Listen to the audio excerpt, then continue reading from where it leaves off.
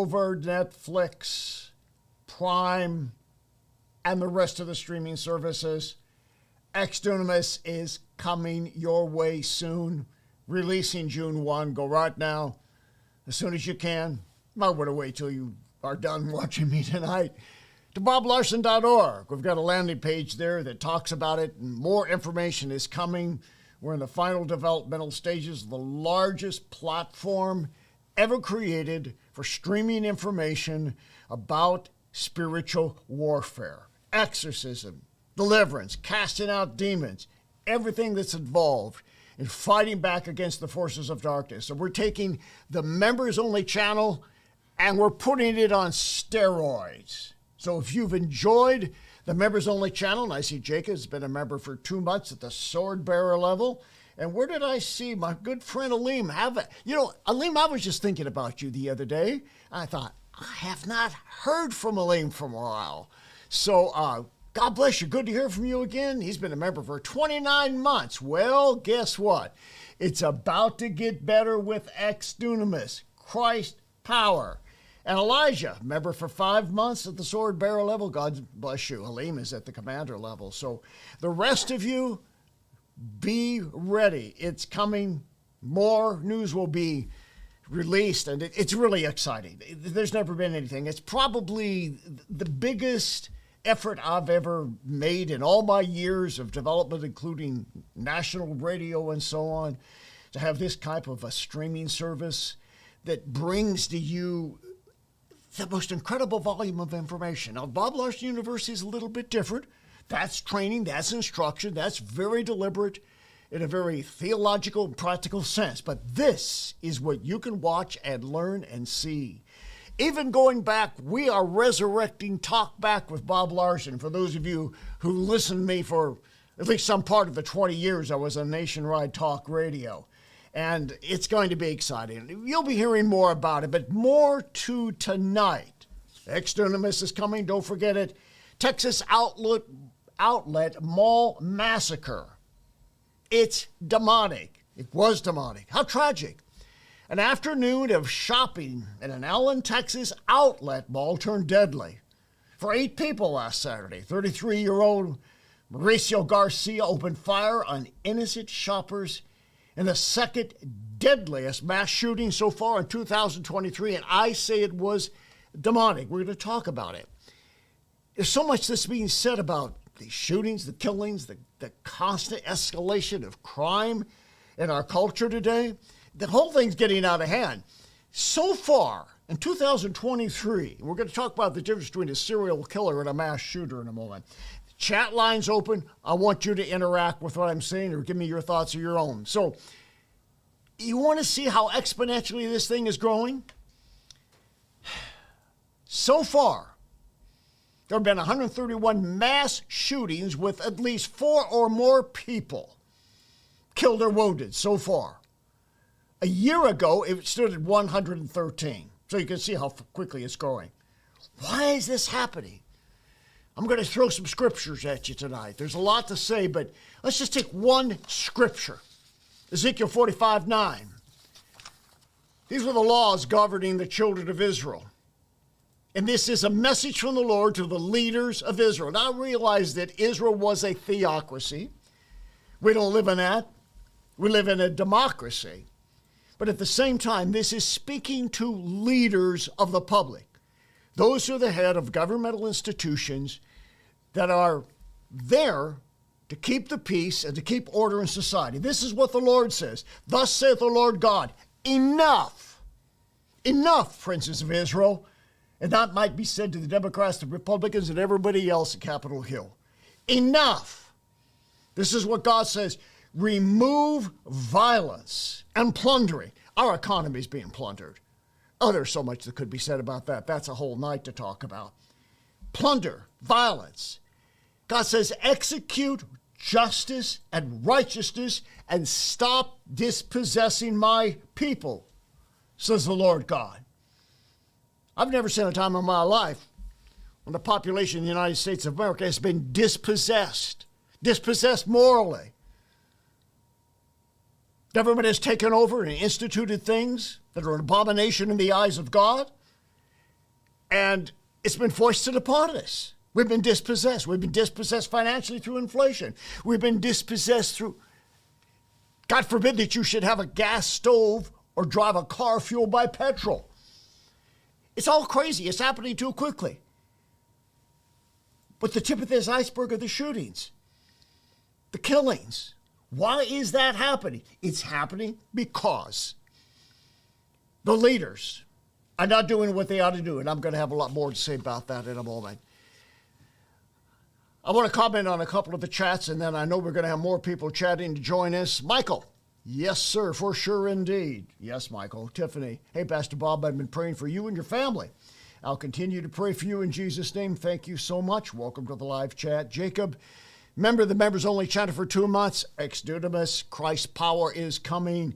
Get ready for it. Go to boblarson.org. Find out all about it. Hello, Idra. General Idra up in the Pacific Northwest. And blessings to Dr. Larson from Giorgio.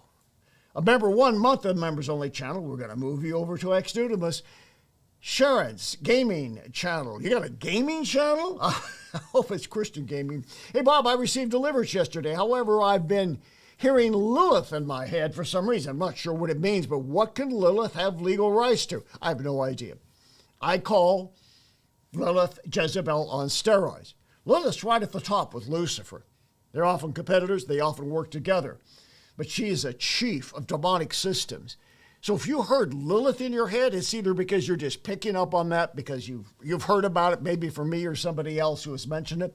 You know, let me say, 10 years ago, when I was working on my book, Jezebel, it came out about 9 years ago, and I put a chapter in there on the subject of Lilith. Nobody was talking about Lilith. People had never heard of the word. Now, deliverance ministers all over the country and all over the world are talking about Lilith. It isn't that Lilith has suddenly come on the scene. Lilith is always there, but people didn't know who it was. They didn't know how to identify this power. So if you're hearing that, it's just stuff that you've picked up on and absorbed in general from Christian culture, or there really is something to it, and that spirit is hiding. Elijah, member of the Members Only channel. I won't have to say that much in a few months. Says, hi, everybody. Laura. Hi, everybody. I'm married to a Laura. And Aleem, talked about you a moment ago. Elijah, talked about you a moment ago. Talked to you. There's Mohawk. All right.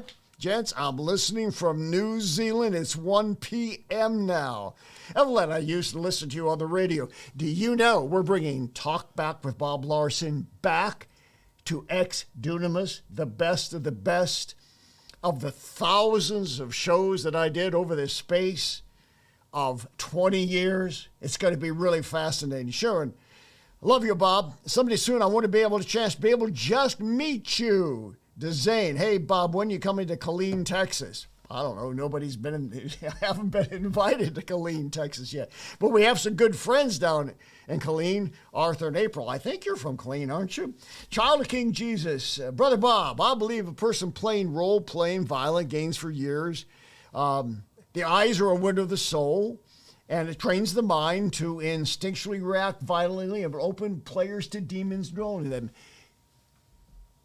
Gaming is one of the major problems of violence in America. And this has been going on for 30, 40 years for various forms of video games, but it's getting worse and worse and worse. And if you look at the newest games that come out and the commercials that advertise them, the emphasis is upon the violence, the destruction. And what do you think it is doing to the minds of malleable young people whose brains are not totally cognitively formed yet? What do you think is happening to them as they're watching all of this? Say nothing with some of the idiot adults who are watching this stuff. I'm sorry, I hate to insult you, but really, is that the best you can do with the brain God gave you? Is just see how many people you can destroy, how many places you can blow up, how many monsters you can eradicate, and a lot of that stuff. If you look at those games, you look at the names, and I don't have time to give you specifics right now. That's another topic. But those names come from the world of the occult. Those monsters' names come from the world of the occult. It's not just Odin and Thor and Loki. Of course, those are very obvious. But there are many, many others. You want a tutorial of a grimoire, which is the witchcraft kind of book that lists evil spirits? Let me tell you, Just pick up a video game, play it, especially if there are medieval monsters involved. But anyway, yes, sir, they're being desensitized. As far back as I remember going back over 30 years ago, and they were talking then about how the Army was using video games to deliberately desensitize. They were doing this back then. Now they're desensitizing them to sexual distinctives. But back then, they were using this to train soldiers to react instinctively by killing on video games, so that when they got into battle, they didn't think, they pulled the trigger. What do you think's happening today? All right, Child of King Jesus. Oh, I just talked about you. Whitewater 1. Hi, Willie from Alaska. Well, great. Wonderful, Willie. Good to see you. And we're going to be taking some more chats in a moment. We've got the chat lines filling up out there. Let's just break away for a moment. I'm going to come in and out of the chats tonight because it's just me tonight. You have just me as a single voice here. But I want to talk about this mass shooting that took place in Dallas, which is symptomatic of what's going on in America today. Now, there's a difference between a serial killer and a mass murderer. Let's talk about that for a moment. Most people just put the two together. Here's the distinction. A mass murderer basically does it one time in one place and takes out as many people as he possibly can. But a serial killer is different. A serial killer goes after a single victim, usually at a time, and then could spend months trying to find the right individual to kill. And then sometimes they stop for a while. They go silent. Now, statistically speaking, the average serial killer is white male, except in the case of the Nashville Christian school shooter, from a lower to middle class family. In fact, 90% of the serial killers are men. Most serial killers are in their 20s and 30s. And the demographics psychological are that as children, they often tortured animals. Now, I deal with this with people. They bring it up in their profile when they do their intake before I have a personal encounter with them virtually or directly face-to-face. And when I find somebody who has been torturing animals, I know we have somebody who likely has a spirit of murder inside them. Now, I know some of you have done that. I'm not trying to make you feel terrible. You did it because for some reason in your home, perhaps violence or sexual abuse in your home, you were desensitized to the feelings of others. You lost empathy. And when you lose empathy for an animal, it's a short step to lose empathy for a human being. Well, there's 60% of serial killers wet their beds before the age of 12. Now, I'm not saying that bedwetters are potential serial killers. I'm just saying this is part of the profile. This is what psychologists have discovered. Most of them, almost all of them, come from dysfunctional families where there is no father. If you look at the majority of inmates in prisons today, they were raised either in a single-parent home by a mother struggling to get by, or they were living on the streets effectively because there was no home to go to. My heart breaks every day as I do our virtual encounters and I talk to people who have backgrounds just like this. Some of them find Jesus, and Jesus is the answer, and when they come to the Lord, then they have a purpose and a meaning in life. But the rest of them, they don't always turn out to be serial killers, but they're on a bad path that often leads to prison and incarcerations. And by the way, most serial killers have a history of attempted suicide. So that self-hate is being directed outward. But once again, the serial killer goes from person to person to person. Now, I've got some experience with serial killers or people who kill in that fashion. In fact, going back a few years when I was on radio, there were two people whose names were very prominent back in the 80s, back in the 90s. One of them was Sean Sellers, who was eventually executed. He was the youngest killer on death row in America. At the time that I interacted with him, he actually reached out to me after he shot and killed his stepfather and his mother in cold blood. He did it as the result of satanic rituals. I write about this in some of my books. And he was introduced to satanic rituals by a witch who spoke in his high school. And he talked to the witch afterwards. I mean, this is 30 years ago, folks. This is how far we've come. But it was back then. So a witch speaks in his high school. Who ever made the decision to let a witch speak, let alone a drag queen, read books to children?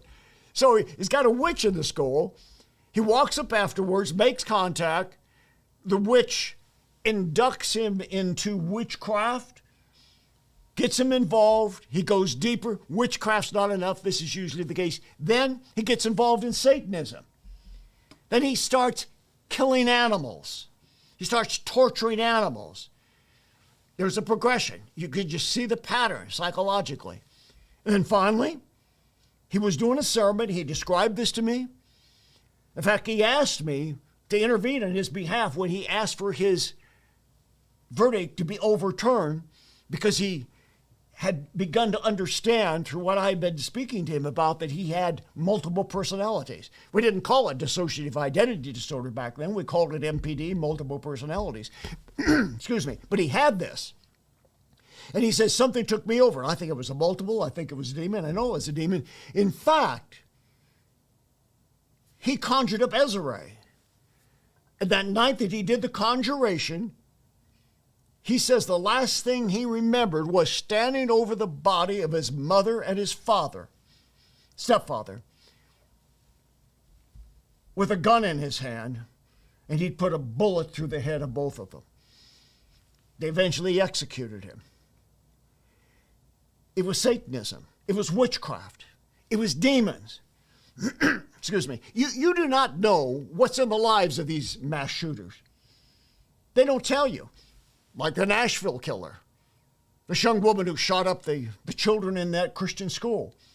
They still will not release the documents. I have reasons I think they won't release it because there would be a social uproar over where the mores of this country are right now if we knew what was really in the mind of that shooter. It's demonic. These people are killing because demons are making them kill. Now, when I say make them kill, I want to be very clear. The devil can't make you do anything, but I mean that in a practical sense, that they become so taken over with these evil spirits, they and the demon become one. They don't know what's their thoughts. They don't know what's the demon's thoughts. So the demons at that point, even though they can't make them pull the trigger, push them to the point where they will pull the trigger. So that is a serial killer. The other one that I spent some time with was Henry Lee Lucas. Now, Henry Lee Lucas still holds the distinction of being the worst serial killer in history. This goes back to the 80s. He eventually was convicted of killing his mother. That was back in 1960 when he was just getting started out as a young lad in crime. He eventually confessed to 600 killings. Now, that's since been discredited, but he was convicted of murdering 11 people. Those are actual convictions. They eventually concluded that he had blown things out of proportion. And he recanted some of the stories that he had, and eventually he died in prison of congestive heart failure. He never actually did go to Old Sparky. But I was called to testify at his murder trial because of what he had told me. He called for me, and I went to visit him in his jail cell. This is a crazy story. I'll tell the whole story about it sometime. This is the worst mass murder in American history, and they took me into this jail cell, and they just stuck me in with this guy. The guard locked the door, walked away with the keys. And I spent about 4 to 5 hours with this guy in his jail cell. Nobody there. Nobody within even earshot. Is a country jail in the middle of Texas. And the only thing in that room that he had was a mirror hanging on the wall, and I thought, oh my goodness, if he smashes that mirror, there's glass there, I'm in trouble. But he talked about how he was wanting to give his life to Jesus Christ, and I prayed with him. And Henry Lee Lucas, who still does hold that distinction, even though officially he was only convicted of killing 11 people, he talked about the satanic cult that he was involved in. The police, forensic psychologists, everybody did their best to squash all of that. They did not want to hear about that. Well, they don't want to take it to trial. Because if you take it to trial, it's messy for a judge to rule on it and for a jury to make a conviction because the devil is involved, and you just can't do that in an American legal system because we've kicked God out of everything. But what I'm trying to get across to you is that he told me about his worships of Satan. He told me about his satanic ceremonies. There's a lot that I could tell you. Probably one of the most dramatic things he told me was that one time he murdered somebody, chopped their head off, put the head in the passenger seat next to him with a coat draped over it, so that wherever he went, he kept this head for a while. I can't imagine what it smelled like. He kept this head so that the police would never get him. He'd made a deal with the devil that if he kept that head, Satan would not let him get caught. And he told me one time the police pulled him over speeding or something. I don't know what it was. And talked to him, interrogated him. Never once did they lift the coat and see what was under the coat on the seat next to him. He had made a pact with the devil. He believed the devil would protect him. Now, the devil probably did to a certain extent. So he would keep on killing. But eventually, of course, justice caught up with him.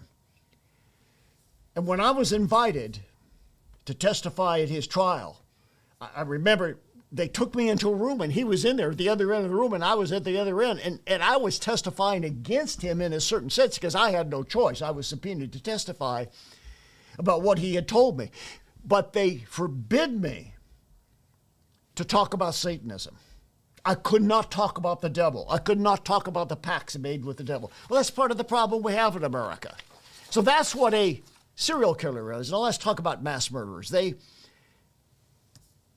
don't go on a single killing spree with one person. They do it with masses.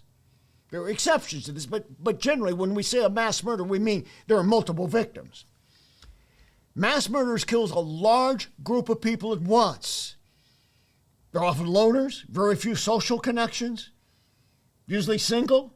A couple of examples, Dadeville, Alabama, just recently, April 15, 4 youth killed, 32 wounded at a Sweet 16 party. Can't even have a party today. Celebrating turning 16, Louisville, Kentucky, April the 10th. Remember that? Guy walked into a bank, killed 5 people, wounded 8. He live streamed the attack. Then, of course, the Nashville Christian School. 3 students, 3 adults, back on March the 27th. Then there was Chesapeake, Virginia, November the 22nd. Manager at a Walmart, killed 6, wounded 6. Raleigh, North Carolina, 15-year-old shot and killed 5 people and wounded 2. And, of course, the horrible situation in Uvalde, Texas. May the 24th, a year ago. 18-year-old killed 19 people in a public school and wounded 15. And then don't forget Buffalo, New York, the racist killing. White supremacists killed 10 people at a supermarket in a black neighborhood. Couple of chats. I'm not done talking yet. Let me see what else we have to say here. Zane, Bob, how can you listen to things people say to you like that? I'm not sure what you are referring to. How can I listen to that? Maybe you're thinking about the Henry Lee Lucas thing. Because it's my job. It's my job to listen to what people tell me. Because I need to hear the pain in their soul. I need to hear what's going on. In the case of Henry Lee Lucas, I wanted the truth about who he killed, how he killed them, why he killed them, what the purpose was. And I'm going to repeat again. He flat out told me it was for the devil. Now, you're never going to hear that about any of these other mass shooters. There's always going to be another reason. Now, there may be more than one reason, but the one they're not going to pick is that this person is demon-possessed or they have a background in witchcraft and Satanism. You may hear a little bit about it, but they're not going to talk about that. Elijah, Dr. Bob, comment on the sexual predator who was released on parole and killed 7 people in Henrietta, Oklahoma last week. What's there to say? Again, he's a sexual predator. He's demonized. He's got a spirit of Jezebel, maybe a spirit of Lilith. Is there a connection, Michelle says, between the Odin demon and werewolves? Yes, there is. Because the companion, particularly of Thor and Odin, but mainly of Thor, is Fenrir the wolf. For the wolf spirit is the animal spirit of viciousness and violence and killing in Nordic religions. That's the connection to Odin. I think I got the rest of those there. We got a lot of interesting chats out there, and I'm going to get to more of them in a moment, but thank you so much for your responding. Now, I've given you the difference between a serial murderer and a mass murderer. But let's talk about this profile of what I have found in working with people who have committed terrible crimes. I'm not just talking about a forensic psychological analysis. I'm just talking about a very visceral analysis of what these people talk about. Almost all mass murderers and serial killers, despite their disparities, do have something in common. Almost all of them come from some kind of dysfunctional, abusive home. I alluded to that a little earlier. They were beaten, some of them tortured, rejected, abandoned. And they turn to crime, and they turn to violence, and they look for a place to express their rage. A lot of them start out with the video games. They do other aspects of role play, and eventually they act it out for real. And most of them have a grievance, these mass murderers, that is pathological. And basically by that we mean, whether sociological, pathological, the terms are essentially interchangeable, is that an individual has no sense of empathy or understanding how his actions or her actions affect another human being. So when they walk in and they begin shooting, they're not thinking about there's a 3-year-old child, a grieving parent who's going to have to live with that the rest of their lives. None of that matters. They're absolutely disconnected, in most cases, demonically disconnected. I'm convinced that Nashville shooter was absolutely, totally demonized. It's very clear when you read about her history, which we won't take time to go into now, but it can be said about all of these people. And most of these people also have a history of unpredictable behavior. Now, that doesn't mean that everybody is unpredictable, is necessarily on their way to be a mass murderer, but it's one aspect of the profile. The fourth thing is a lot of them want to be caught or die, preferably in infamous glory. They're doing it as a kind of suicide, as a last grand display of who they are. The brain is so twisted, the demons have so twisted them to believe, in many cases, if they're followers of Satanism or witchcraft, that this is going to be the pathway to a glorious world. If you go back to the Nordic religions, we were talking about Odin and Thor a moment ago, that's why they were known to be barbaric, rape, pillage, because that was the way to Valhalla. That was the way of esteem based on blood. And this is really important, I want to say to you. These mass murderers are affected by the broader cultural context of lawlessness and immorality in our society, where demons are given free rein. It's not just about killing people. It's about the perverted, degraded, degenerating sexual ethic in America, the political ethic in America, the socioeconomic ethic in America. it's gradually disintegrating. And as that disintegrates, demons more clearly operate. I have demons tell me all the time, it's so much easier for us. We can do things now we couldn't do because the doors are now open. America has been a very privileged nation, and I speak to most of my friends who are watching who are American, though it has reference to the rest of the world as well. We in America have enjoyed something that the rest of the world has never known. There has never really been a republic kind of government founded on Christian principles by people who came here often as refugees from religious persecution, such as Plymouth, Massachusetts, and the Pilgrims, etc. But people came here with godly, basic ideals. Well, some of it was deist, I admit that. But for the most part, it had a Christian context overlaying the culture. And we in this country did not have the baggage, for example, as Africa had, hundreds of years of witchcraft.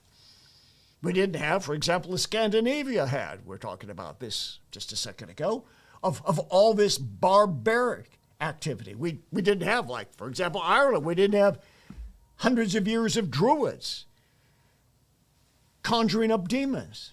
And I could go to other parts of the world. We didn't have all those years of Hinduism, Buddhism, and those false gods and those idolatrous deities. We were a Christian nation. Now, maybe we weren't absolutely biblical, but we were fundamentally, morally Christian. And that pervaded the country. Forget about the lies that you're hearing from the revisionists of history who want to make us into this hateful country. We're not talking about slavery. It was wrong. It was bad. But why was it abolished? It was Christians who took the role in abolition. They were the ones who put the pressure on government. And it was Abraham Lincoln. There's a great new book about him out right now that I was reading the review of recently that talks about the Christian ethic that took him into the Civil War to set millions of people free.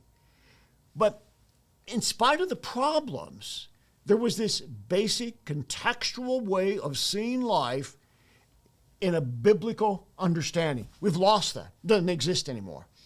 It's almost dead. Very few pockets of resistance against it. Demons operate much more readily in that. All you have to do is read your newspaper or check out the mainstream fake news media just for one day, and you will see why America's in the mess it's in and why the barriers against demonic activity. Satan only goes so far as the Holy Spirit does not stop him from going. But if the Christians aren't there and the Christian ethic isn't there, Satan will do what he wishes, and he's going to have people killed, and he's going to have them killed like they did in Allen, Texas. So what happens if somebody becomes possessed by an evil spirit and becomes a mass killer? I want to check out a couple of people here, yes. Let me see what I have missed here. Let me come down to the top here. I guess maybe I'm at the top. Now I'm at the bottom. I think I've got most of the chats that are there, so if you want to take those away and get me something else, that would be great. Now, I want to talk about how this possession takes place.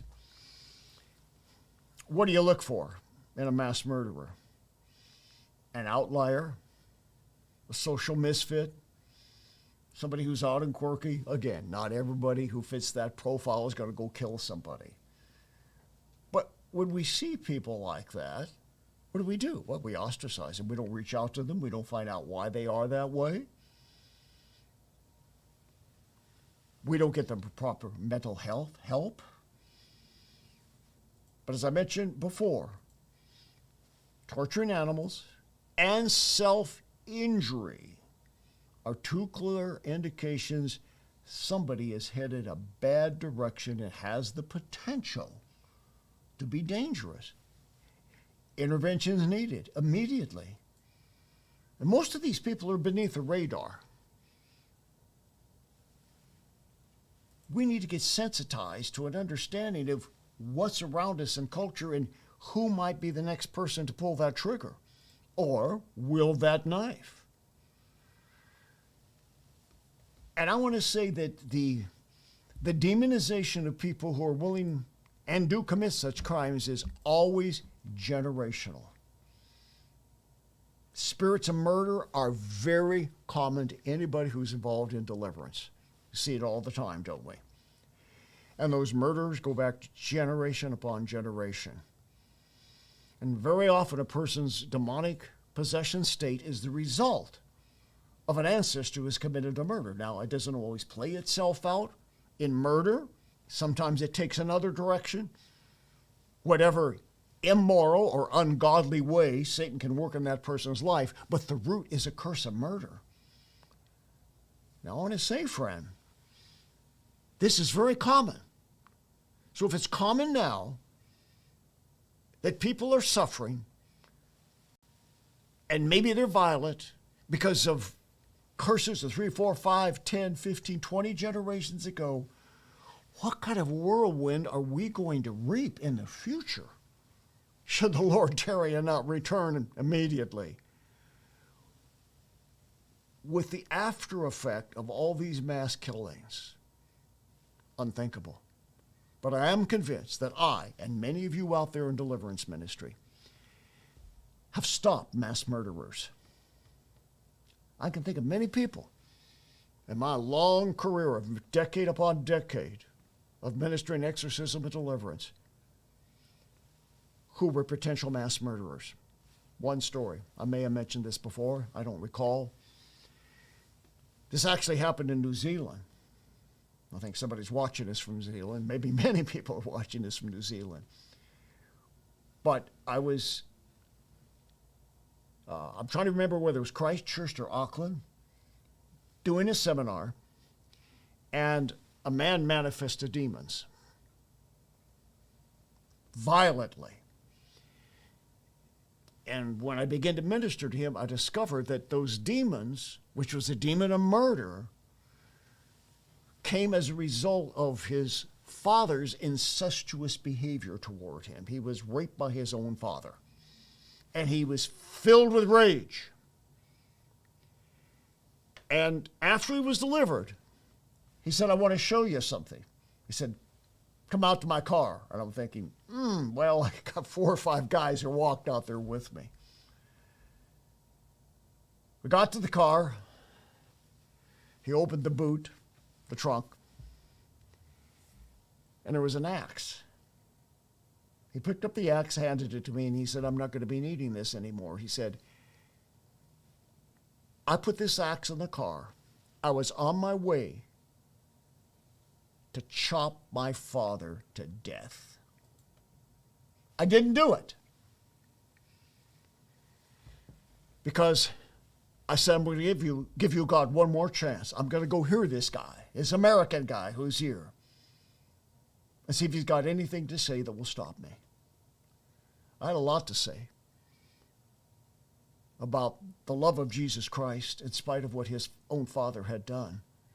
But that's just one instance, and there's many more I could cite. He was on his way to commit a crime, to commit a murder, to kill his father.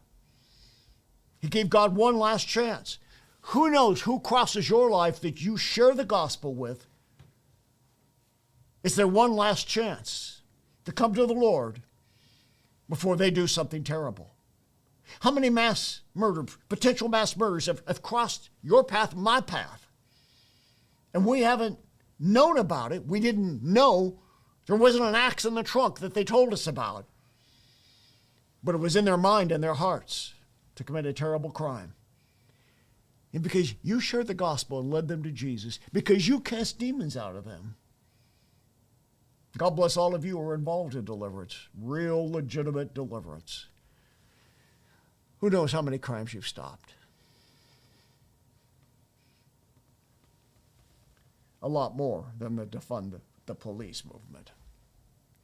So these are some of the things that I run into, but I want to say something else about mass murderers that I've encountered or people I've known who are on their way to kill somebody or about to or threatening to. They're often very smart, but they lack the connection to the cruel impulses that come from their demons. It's not that they're stupid, that they're dumb, that they go out and do something like this. Ted Bundy was a genius at how he manipulated all these women into the place where he could rape them and kill them countless times. He did it. They're ingenious often, a brain gone to waste.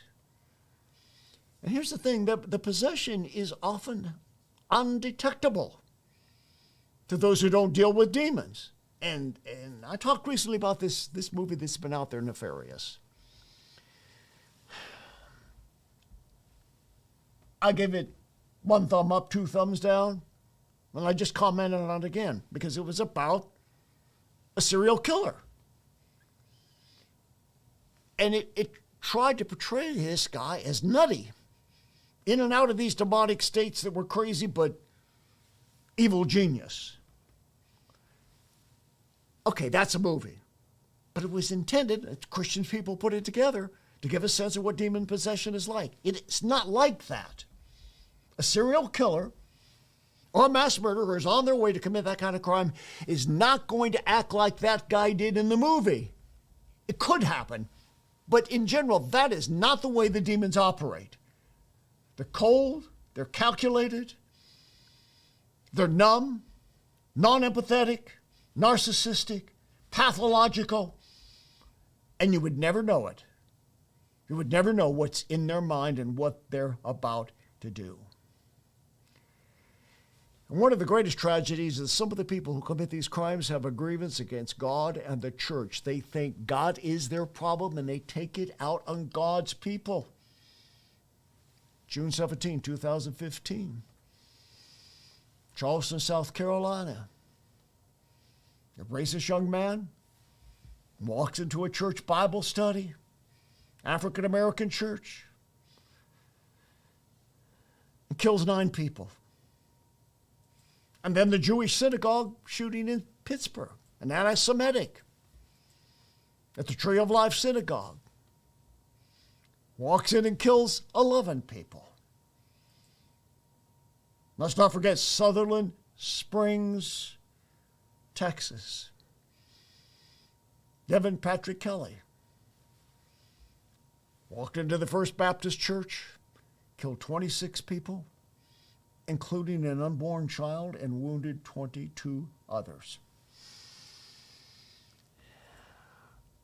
This may not be something you want to hear tonight. It's not rah, praise the Lord, let's all love Jesus. This is a hard look at where this country is and what you and I can do about it, and I'm not done yet. By the way, Walking with Christ is a new member at the sword bearer level, members only. We're going to move you over to Ex Dunamis. Evelyn says, is depression like the murder spirit you talk about? No. Now, depression is very different. That's got psychological dynamics to it. A murder spirit is just murder. He has killed in the past, caused people, pushed them to kill it. And now he wants this person in whom he lives now as the host to go out and do the same thing. The Zane, Bob, how can you listen to these things? I think I got that one previously. Let's talk about prevention. Let's talk about what you do about all of this. How do we stop this? Churches need to have prayer and deliverance teams trained to spot antisocial, sadistic, and demonic behavior. Enough of this feel-good stuff. Enough of your focus groups to figure out what people like the most about coming to church and giving it to them. How many churches you know of who have a deliverance team?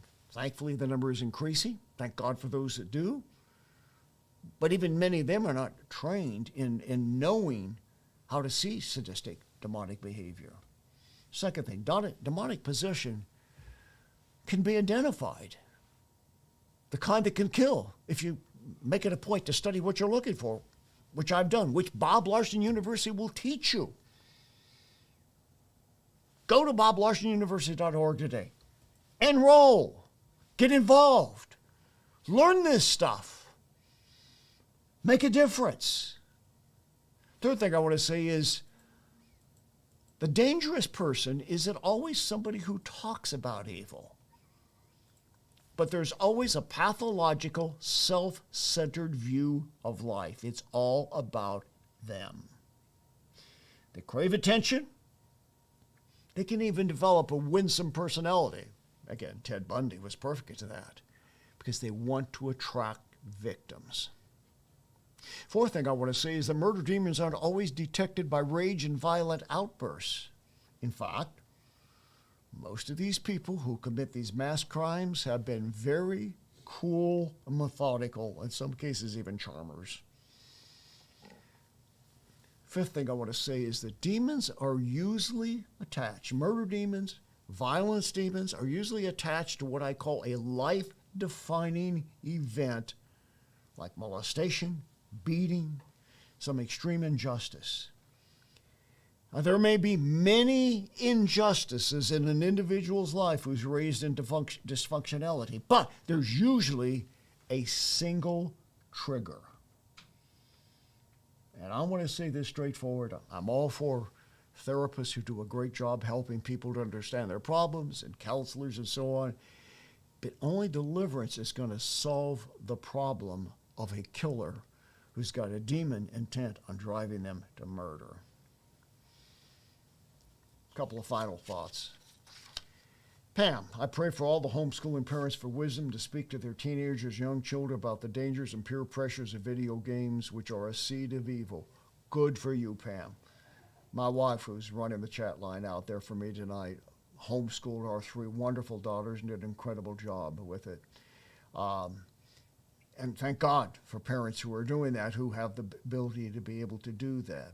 David said God's nature is pure love. His love blooms all around you. You can feel the love when you're in his presence. Well, that's nice, but we're not talking about blooming flowers tonight. Do what Jesus did, Portland. God has given exorcist grace to listen to horrible things that have happened to people or that people have done. That's true. If you're going to be a deliverance minister, an exorcist, and cast out demons, that's the heart that God has to give you. I go through this all day long, every day.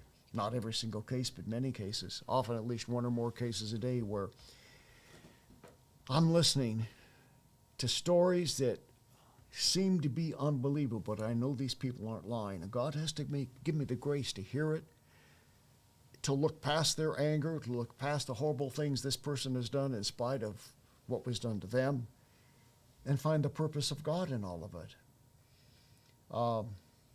Mohawk, there we are about video games always made me angry when I didn't win, and that moment felt frustrated. Oh, I've heard horrible stories about people who do what they do, and we're not talking kids here. We're talking about grown men.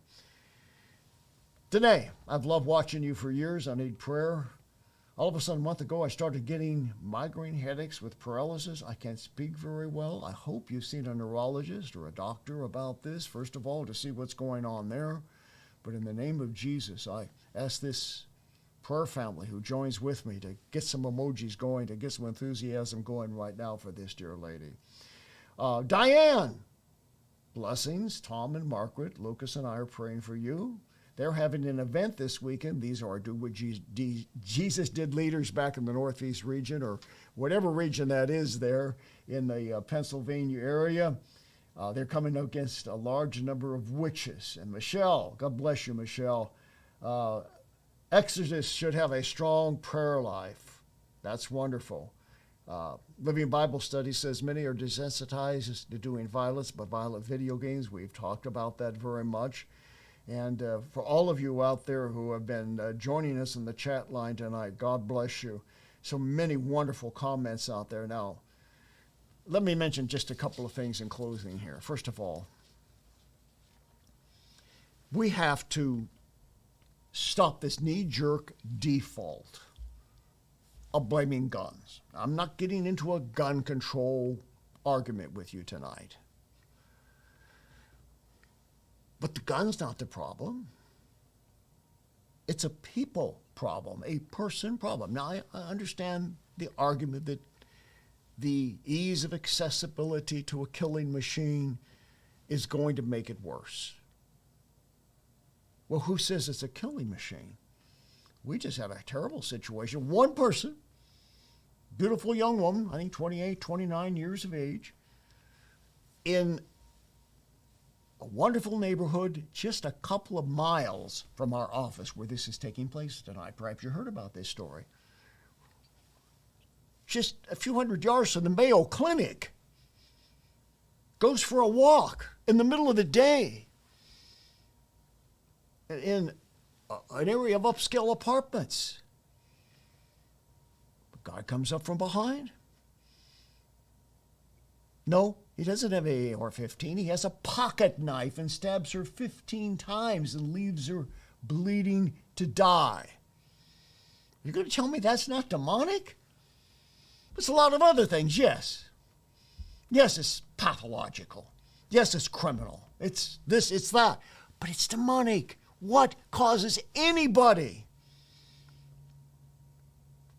We don't know all the facts of this case yet. We don't even know if he even knew this woman. But there's a pretty young girl out for a walk. I'm going to kill her. Now, that was demons. Demons put that into his mind, clearly. But you'll never hear that, of course, in any court case or any of the interrogations. They can't go there. They won't talk about it. But that's what demons do. So let's just stop blaming this, blaming that.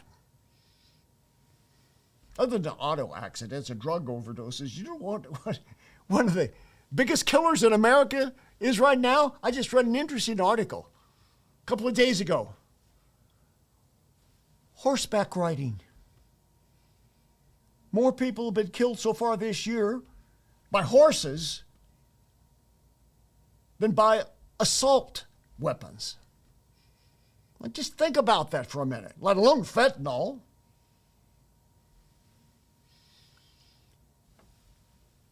We just have this default. And then right after they blame the guns, they blame prayer. They stop. We don't want to hear any more about prayer. Really? We don't want to hear about prayer. We want the guns. Again, I'm not getting into a gun control argument here. I'm just saying, why do we always have to go to the same argument? We're not stopping fentanyl coming across our southern borders to any great extent. We're letting people by the tens of thousands bring it in. Now, not everybody who comes in, of course, is carrying fentanyl. But that's where it's coming from. We're left to pick up the pieces of that. This is not about borders and immigration. That's not what I'm discussing tonight. I'm just saying there is so much that is out of control in so many places.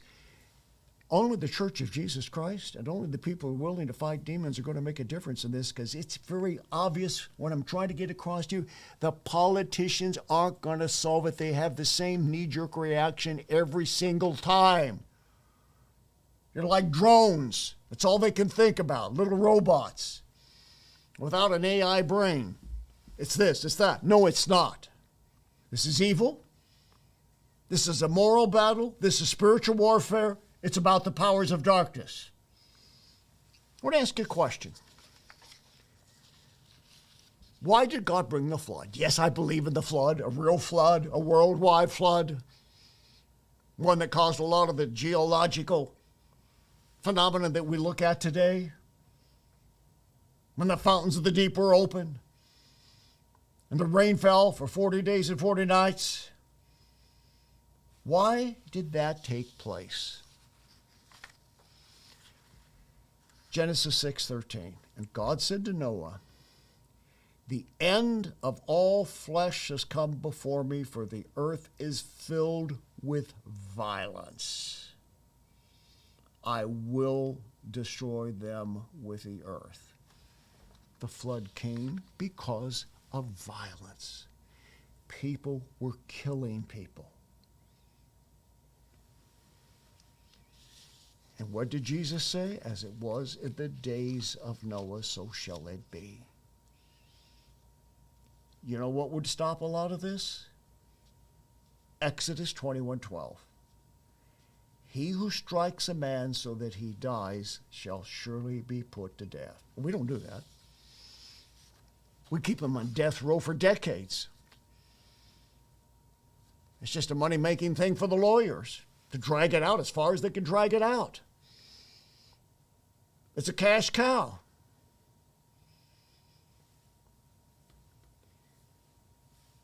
It's perverted justice. People don't know that if they kill somebody and it's proven that they did it with malicious intent, that their life will be required of them. In most cases. If you think I'm for capital punishment, yes, because it's biblical. Now, I know there are disparities in the application of this. There are even some inequities and racial disparities here. There's been a lot of injustice along the way because we've not followed a biblical ethic in our justice system. But you can't get away from the fact that God destroyed the earth because violence was here. It isn't new. Read the first chapter of Habakkuk. It's all about this. Violence, violence, violence, violence. The only way to escape is to walk with Jesus Christ. Know Him as your personal Lord and Savior. Surrender your life to Him. And then get involved in deliverance. Stephen, thank you for the gift of $20. Appreciate it so much. Appreciate all of you who are responding out there, so many of you. I just wanted to take this time with you alone tonight to go after this. Our hearts go out to those people in Allen, Texas, and surrounding communities. We're just going to a store, waiting in line to buy the latest pair of sneakers or whatever it was. And moments later, they're running for their lives. That's going to go on unless God's people apply spiritual solutions. The politicians have had their say. They're not stopping it. Law enforcement, often their hands are being tied. They can't do what they ought to do and should do. So God's people step into that gap. And who knows? Somebody who may come to you for prayer can be the next person who's looking for one last inglorious moment of perverted fame by committing one of these tragic acts. You can be the difference through Jesus Christ. So I encourage you tonight.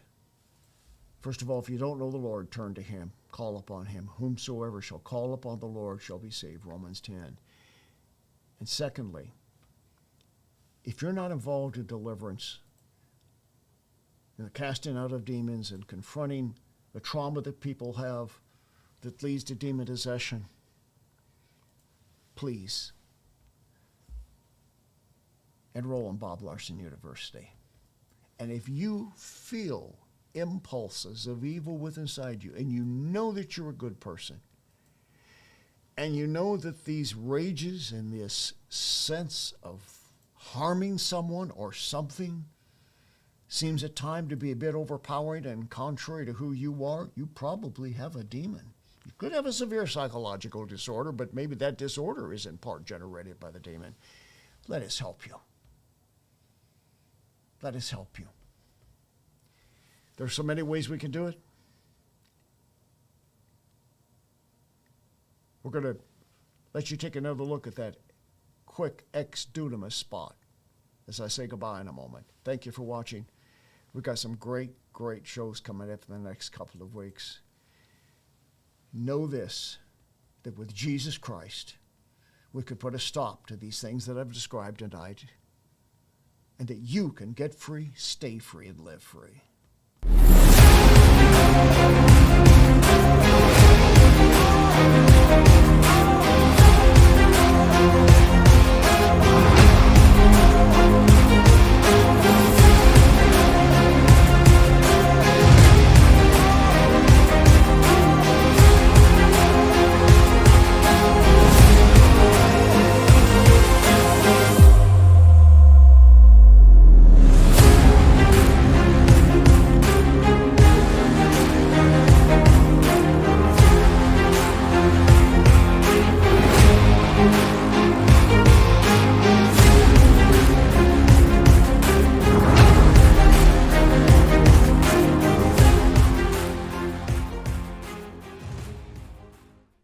Your financial support and prayers make it possible for us to bring hope for the hurting and freedom to those in spiritual bondage.